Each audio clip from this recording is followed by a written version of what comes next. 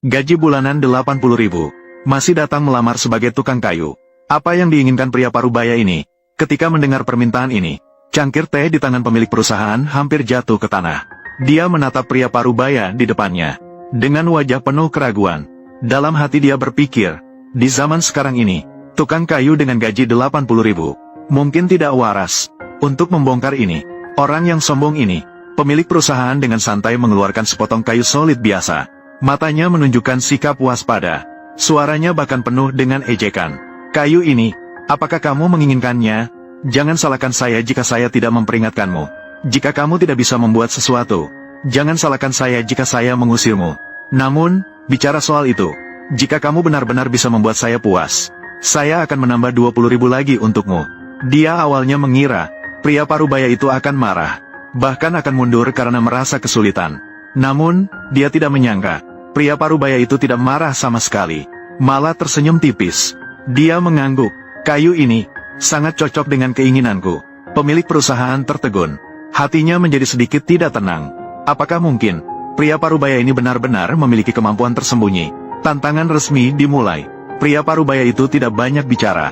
Dia menggulung lengan bajunya, mengambil alat, langsung terjun ke dalam pekerjaan.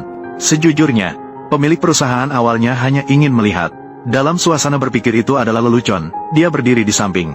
Bagaimanapun, alat yang ada di depan sangat biasa, bahkan bisa dibilang agak sederhana. Gergaji sudah agak berkarat, pahatnya juga tidak tajam. Dari manapun dilihat, tidak terlihat bisa menghasilkan peralatan untuk menciptakan karya yang mengagumkan.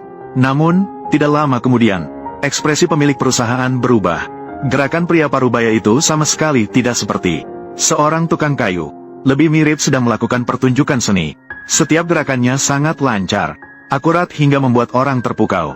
Suara gergaji yang menggores kayu seperti musik. Di antara serpihan kayu yang berterbangan, tangannya seolah sedang berbicara dengan kayu. Dalam waktu singkat, permukaan kayu yang awalnya kasar sudah mulai menunjukkan sedikit garis yang halus.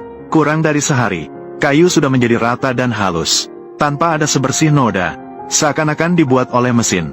Selanjutnya, pria parubaya itu mengambil sebuah pahat, masuk ke tahap pemahatannya yang paling menguji keterampilan.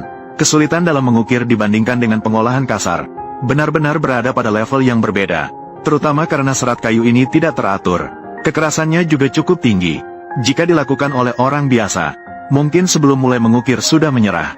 Namun pria parubaya itu tampak sangat percaya diri. Pisau di tangannya seakan memiliki kehidupan. Setiap goresan terasa tepat, tidak lebih 1 titik, tidak kurang 1 milimeter. Seiring berjalannya waktu, kontur kayu perlahan-lahan terbentuk. Bentuk yang kabur perlahan-lahan menjadi jelas. Hingga akhirnya, pria parubaya itu meletakkan pahat. Saat dia berdiri kembali, suasana seluruh ruangan seakan membeku. Semua orang menahan napas, menatap tanpa berkedip pada karya pria parubaya itu. Itu adalah seekor gorila. Seperti hidup, garis ototnya halus sampai membuat orang meragukan. Apakah ini benar-benar sepotong kayu? Tatapannya dipenuhi dengan jiwa, seolah-olah dalam 1 detik lagi akan hidup, melompat ke tanah. Pemilik perusahaan benar-benar terkejut. Dia melangkah maju, hampir tidak percaya dengan matanya sendiri, mengulurkan tangannya dengan gemetar, dengan hati-hati menyentuh karya ini, menggumam sambil berkata, ini benar-benar kayu. Setelah lama, pemilik akhirnya sadar kembali. Dia terus mengangguk, suaranya tidak bisa menyembunyikan kekaguman. Ini sangat luar biasa. Ini adalah karya kayu paling menakjubkan yang pernah saya lihat. Tidak, bahkan bisa dibilang itu adalah karya seni. Dia menatap pria parubaya. Nada suaranya tulus tidak seperti sebelumnya. Pemilik yang suka mempersulit. Kamu benar-benar membuatku sangat yakin dan mengakui. Saya berjanji untuk memberikan bonus 20.000 yang kamu minta. Ini milikmu. Pria parubaya tersenyum kecil, menerima hadiah itu.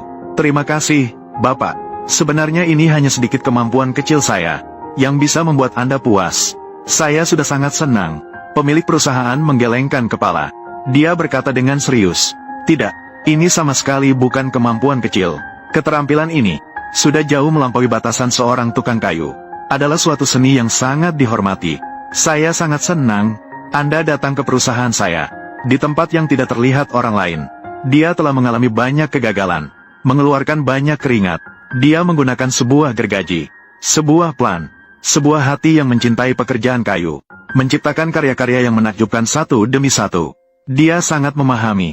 Di balik setiap potongan, ada pengendapan waktu dan akumulasi pengalaman.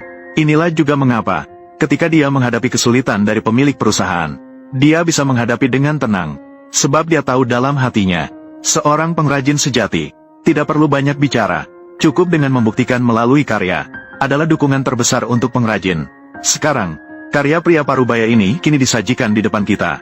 Itu bukan sekadar sebuah karya kayu. Ini juga merupakan perwujudan semangat.